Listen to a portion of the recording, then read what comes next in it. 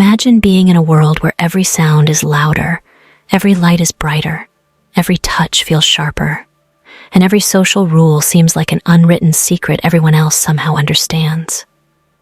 Now imagine being a child in that world. Today, we're talking about the psychology of an autistic child, not from a place of labels, but from a place of understanding. Autism, clinically known as Autism Spectrum Disorder, is not a disease to be cured. It is a different way of experiencing, processing, and responding to the world. The word spectrum is important because no two autistic children are the same.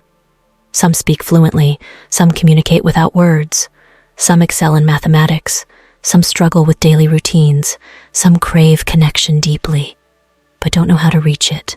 Let's step inside their mind for a moment. An autistic child often processes sensory information differently.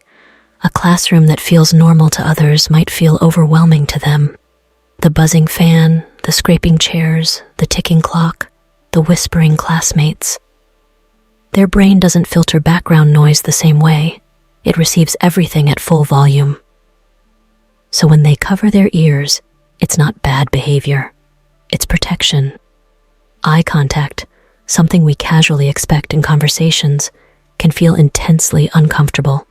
For many autistic children, looking into someone's eyes is not a sign of respect. It's a flood of sensory input.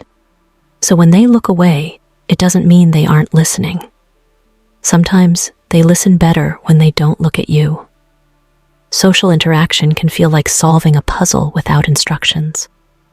Neurotypical children pick up sarcasm, facial expressions, and hidden meanings almost automatically. An autistic child may take words literally. If you say, "It's raining cats and dogs," they may actually imagine animals falling from the sky. Their thinking is often concrete, logical, and detail-oriented. But here's something powerful. Many autistic children have intense focus and deep interests. When they love something, dinosaurs, space, trains, numbers, they don't just like it, they dive into it. Their brain lights up with passion. This deep focus can turn into extraordinary expertise later in life. Emotionally, autistic children feel deeply, sometimes too deeply. The challenge is not the absence of emotion, it's the difficulty in expressing or regulating it. A meltdown is not a tantrum is goal-driven. A meltdown is nervous system overload. It's what happens when the brain has reached its limit. From a psychological perspective, autism involves differences in social communication, sensory processing, executive functioning, and emotional regulation. Brain imaging studies suggest differences in neural connectivity, meaning the way different parts of the brain communicate with each other may function uniquely. It's not broken wiring, it's different wiring. And here's where many people misunderstand. Autistic children are not less empathetic. In fact, many experience what researchers call intense or affective empathy. They feel others' pain strongly, but may struggle with cognitive empathy, which is interpreting social cues. They might care deeply, but not know the expected way to show it. The most important factor in an autistic child's development is not forcing them to fit into the world, but teaching the world to meet them halfway. When parents shift from, "How do I fix this?" to, "How do I understand this?" everything changes. Structure helps. Predictability reduces anxiety.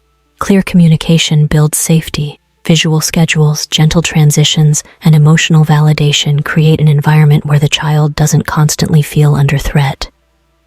Early support like speech therapy, occupational therapy, behavioral interventions, and social skills training can make a huge difference.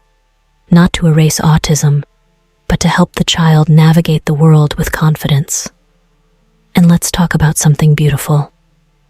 Many autistic children have a strong sense of honesty. They are direct, authentic. They don't play social games. They say what they mean.